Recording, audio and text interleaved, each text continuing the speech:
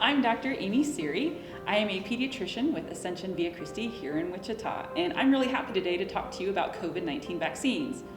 So you can see me talk to you a little bit better, I'm going to show you how to properly take off a mask.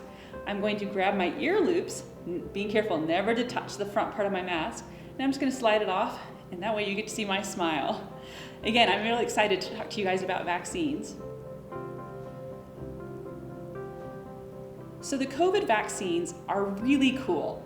They are based on a technology that's already been around for quite a long time, but we've never had to use it on such a wide scale event before. So sometimes it seems new and scary to people, but those of us who are engaged in science recognize, nope, we've had this for a long time and we're really excited to finally introduce it to the rest of the world.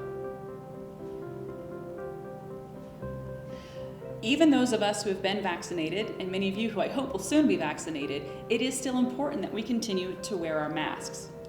Even though the vaccine should help prevent me from having severe disease, there's still the tiny chance that if I come in contact with a coronavirus, there could be just enough floating around inside my body that I could unintentionally pass it on to someone else.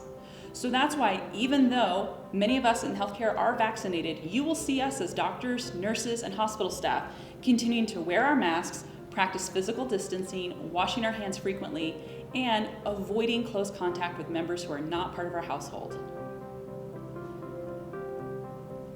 Even if you've already been infected with the coronavirus, it is important to still get the vaccine. Natural immunity to the virus doesn't necessarily last very long in some people, so it is very important that everyone get vaccinated because currently our vaccines are protective against all known variants of the coronavirus. That may change over time, but right now, we are lucky that they do work. When you get the vaccine, like many other vaccines out there, you might experience some slight symptoms. Most people will have a slightly sore arm. Some individuals, especially when they get their second shot, known as a booster, they might feel really achy for about a day. They might have some headaches. They might just not feel great to their tummy. That is also a normal reaction. That means your immune system is getting ready for the fight in the future. Those symptoms last for about less than a day, and that's way better as a trade-off versus getting the actual coronavirus, which again can make you very sick for a long time.